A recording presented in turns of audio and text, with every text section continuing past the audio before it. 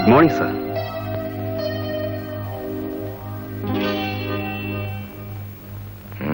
నువ్వేనా జాతిపితవి?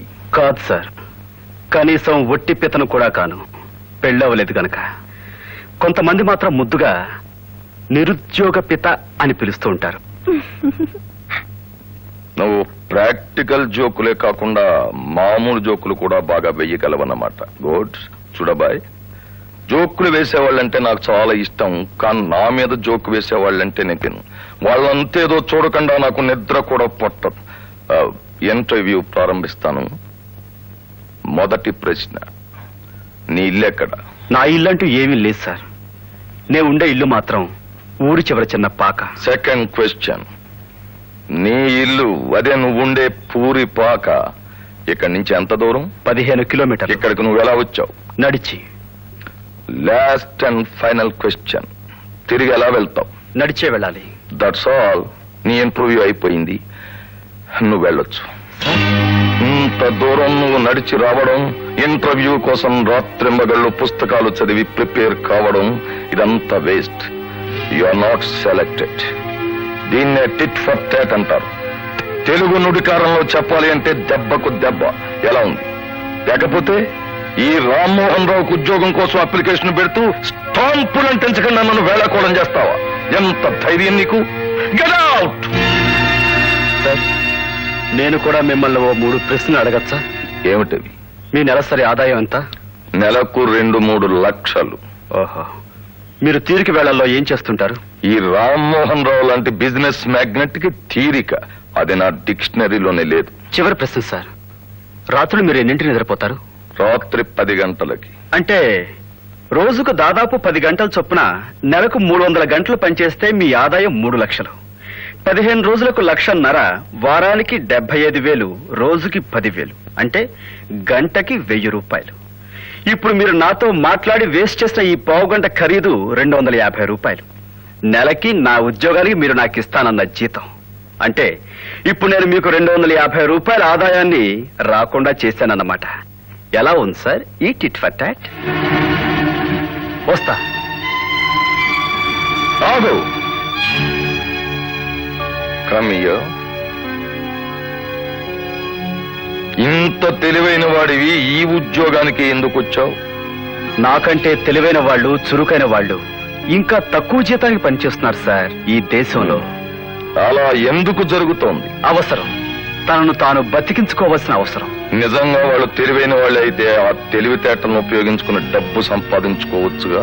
చూడండి రామ్మోహన్ రావు గారు, ఈ లోకంలో ప్రతివాడి లక్ష్యం కేవలం డబ్బు సంపాదించడం కాదు. ఒక్కొక్క మనిషికి ఒక్కో లక్ష్యం ఉంటుంది. ఉదాహరణకి ఒక సైంటిస్టు లక్ష్యం ఏదో కొత్త విషయం కనిపెట్టాలని, ఒక డాక్టర్ తన వృత్తిలో ఏదో గొప్పదనం సాధించాలి, ఒక రచయిత ఓ మంచి రచన చేసి ప్రయోజకత్వం సంపాదించాలని. ఇలా ఒక్కొక్క లక్ష్యం సాధించుకోవడం కోసం మనుషులు తపన పడుతూ ఉంటారు. ఈ ప్రయత్నంలో కొంతమందికి డబ్బు కూడా ఆటోమేటిక్ గా వస్తుంది. అంతేగాని వీళ్ళకి కేవలం డబ్బు సంపాదించడమే ముఖ్యం కాదు. ఆ మాటకు వస్తే డబ్బు సంపాదించడం పెద్ద గొప్ప విషయం కాదు, అదేమంత కష్టమూ కాదు. ఓహో, అలాగా. నువ్వు సరిగ్గా గమనించావో లేదో, నా చెవుల్లో పువ్వులేం లేవు నువ్వు చెప్పిందల్లా ఒప్పుకోవడానికి. డబ్బు సంపాదించడం అనేది పెద్ద కళ, అన్ని కళల్లోకి గొప్పది. అది తెలియని ప్రతివాడు తన చేతగాని తనాన్ని సమర్థించుకోవడానికి ఇలాంటి వాదన ఏదో చేస్తుంటాడు. ఐఎమ్ సారీ రామ్మోహన్ రావు గారు, మీది పొరపాటు. No, I'm absolutely correct. తనకి అందుబాటులో లేని దాని గురించి తక్కువగా మాట్లాడి ఆత్మవంచన చేసుకోవడం మనిషి అలవాటు, లేకపోతే బ్రతకలేడు. అందమైన భార్య దొరకని వాడు ఆ అందంలో ఏముందిలే, మనస్సు మంచిదైతే చాలు అంటాడు. పాకల్లో ఉండేవాడు మేడల్లో ఏముందిలే, హాయిగా బ్రతికేస్తే చాలు అనుకుంటాడు. తీపి దొరకనివాడు చేదుని, వెలుగు దొరకనివాడు చీకటిని మెచ్చుకుంటాడు. అలాగే నీలాంటి దరిద్రులు డబ్బును చులకన చేసి మాట్లాడతారు. రామ్మోహన్ రావు గారు, ఏం దరిద్రుడు అన్నానని కోపం వచ్చిందా? అదేం తిట్టు కాదబ్బాయ్, డబ్బు లేని వాడిని పిలిచే ఒక మామూలు పిలుపు. రామ్మోహన్ రావు గారు, డబ్బు లేక దరిద్రులైన వాళ్ళని చూసి జాలి పడచ్చు కానీ ఒక సంస్కారం లేని దరిద్రుని క్షమించలేం. చూడండి, డబ్బు సంపాదించడమే నా ధ్యేయం అయితే 5 సంవత్సరాల్లో 50 లక్షలు సంపాదిస్తాను. పిచ్చివాగుడు కట్టిపెట్టి 5 సంవత్సరాల్లో 50 లక్షలు. హత్యలు చేస్తావా? దోపిడీ బ్యాంకులను లూటీ చేస్తావా? అవి చేతగాని వాళ్ళు చేసే పనులు. చట్టబద్ధంగా 50 లక్షలు సంపాదిస్తాను. ఒక తెలివైన వాడు తలుచుకుంటే డబ్బు ఎంత సులువుగా సంపాదించచ్చో నిరూపించి మీలాంటి డబ్బున్న వాళ్ళకు గుణపాఠం చెప్తాను. నువ్వంత గొప్పవాడి అయితే నువ్వు చెప్పింది చేసి చూపెట్టగలిగితే నా కూతుర్ని నీకు ఇచ్చి పెళ్లి చేస్తాను.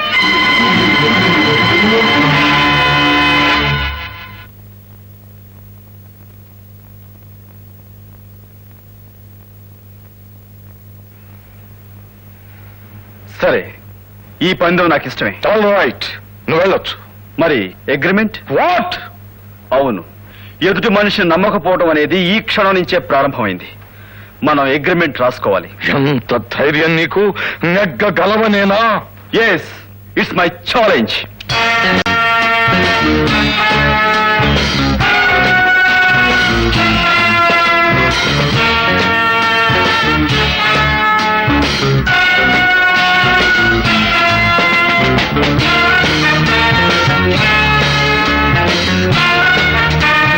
బాగా గుర్తుంచుకోండి, ఈ రోజు ఏప్రిల్ 19.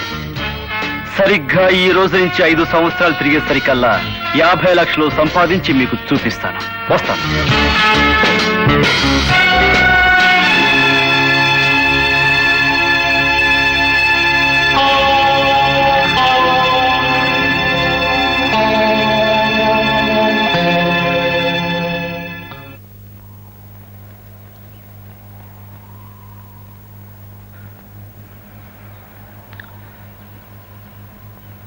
డాడీ, ఏమ్మా? మహాభారతంలో ధర్మరాజు జోదంలో తన భార్యనే పందెం కాశాడంటే నేను కల్పన అనుకున్నాను. కానీ అది నిజమేనని ఈ రోజు నమ్మాల్సి వస్తుంది. కన్న కూతుర్నే పందెం కాసేవాళ్ళు ఉన్నప్పుడు భార్యను జోదంలో పెట్టడం పెద్ద విడ్డూరమేం కాదు. హారిక, డాడీ, నాకు ఓ మనసు ఉంటుంది, ఓ వ్యక్తిత్వం ఉంటుంది, కొన్ని అభిరుచులు ఉంటాయనేది ఆలోచించకుండా నా పెళ్లి విషయం నన్నడకుండా మీరే నిర్ణయం తీసుకోవడానికి మీ హక్కు ఎవరిచ్చారు? అమ్మే బ్రతుకుంటే ఇలా జరిగేదా, జరగనిస్తుందా? హారిక, అసలు ఈ విషయం గురించి ఇంత సీరియస్ గా ఎందుకు తీసుకుంటావు? నీ పెళ్లి నీకు కావలసినట్టే జరుగుతుంది. నువ్వు అనుకున్న వాడితోనే జరుగుతుంది. ఎవడో పిచ్చి వేధ ఈవేళ ఆవేశంలో ఏదో రెచ్చిపోయి మాట్లాడితే నేను కోపంలో ఏదో అనేశాను, అంతేగాని ఇవన్నీ జరిగేట్టు పనులా. వాడు పన్నెల్లో గెలవడం అంటే సూర్యుడు పడమర ఉదయించడం అన్నమాట. అసలు విషయం గురించి ఆలోచించుకో. Forget it, forget it. ఏదో 250 రూపాయలు చిన్న ఉద్యోగం సంపాదించుకురా నాయనా అని పంపిస్తే 50 లక్షలు సంపాదిస్తాన్ని ఛాలెంజ్ చేస్తావా? అది న్యాయబద్ధంగా? న్యాయబద్ధంగా కాదు, చట్టబద్ధంగా. ఏదో ఒకట్లే. ఏరా అయితేనే పళ్ళోడు కొట్టుకోవడానికి, శాంపులు కొనడానికి డబ్బులు లేవు గాని 50 లక్షలట. 50 లక్షలు! వెనకటికి నీలాంటి వాడే సన్నకి గతి లేకపోయినా పెరుక్కి చీటీ రాసి పంపాట. అలా ఉంది నీ వరుస. అవును, అడగడం మర్చిపోయాను. పన్ను గెలిస్తే రామ్మోహన్ రావు నీకేమిస్తున్నాడు? తను ఓడిపోతే నాకు వాళ్ళ అమ్మ. ఏమిట్రా వెధమరుపులు? బజార్కి వెళ్తున్నాను, ఏమైనా కావాలా? దొరికితే ఓ 50 లక్షలు పట్రా. 50 లక్షలు? అవేమన్నా కొత్త రకం హైబ్రిడ్ కూర కలిపారా? నీ మొహల్లే. 5 సంవత్సరాల్లో 50 లక్షలు సంపాదిస్తాన్ని పందెం వేశారట ఈయనగా.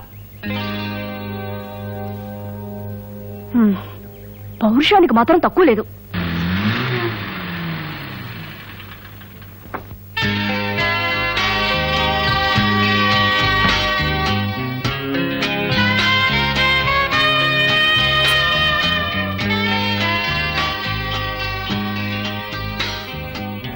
రండి, లిఫ్ట్ ఇస్తాను. నేను ఎక్కడికి వెళ్తానో తెలియకుండానే లిఫ్ట్ ఇస్తానంటున్నారు. నేను వెళ్లే చోటికి మీరు రాగలరా? వెళ్ళగలనన్న నమ్మకం మీకున్నప్పుడు నేను రావడంలో పెద్ద సమస్య ఉండదనుకుంటాను. Thank you for your kind offer. నేను వెళ్లే చోటికి మీరు రాగలిగినా మీకు కారు రాలేదు. ఎందుకంటే కొత్తగా రోడ్డు వేస్తున్నారు, దారంతా గతుకులు. మీరు వెళ్ళండి.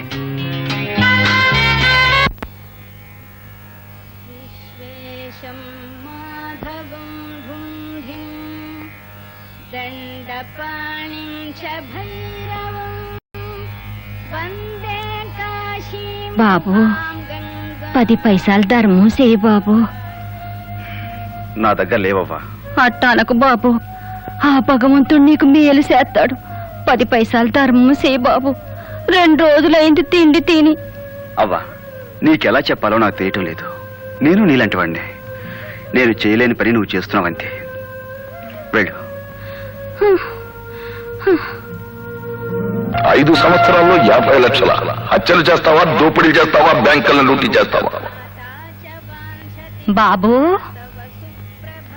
అవ్వా, నీకెన్నిసార్లు చెప్పాలి నా దగ్గర ఈడ్చితని నా పైసా కూడా లేదని. వెళ్ళు. అది కాదు బాబు, నిన్ను చూస్తుంటే చాలా నీరసంగా ఉన్నట్టున్నావు. తిండి కూడా తిన్నట్లేదు. అలాగుంటే శ్వాసొచ్చి పడిపోతావు బాబు. ఇందా ఈ 10 పైసలు తీసుకుని ఏ శనక్కాయలైనా కొనుక్కుని తిను బాబు. తీసుకో బాబు.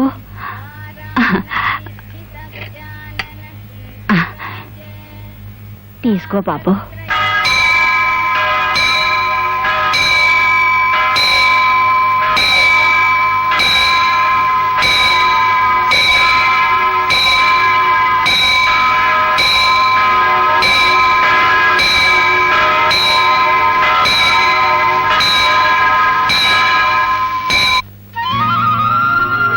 అబ్బా, 2 రోజుల నుంచి తిండి లేకపోయినా మరో మనిషి కోసం ఉన్న 10 పైసలు ఇచ్చేస్తున్నావు.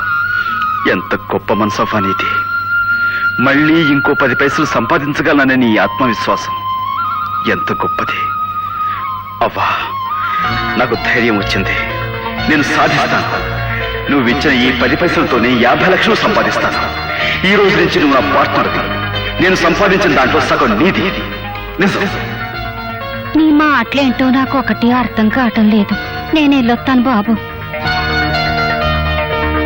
అవ్వా, నువ్విచ్చింది 10 పైసలు కదవ్వా, 10 కోట్లు విలువ చేసే ఆత్మవిశ్వాసం.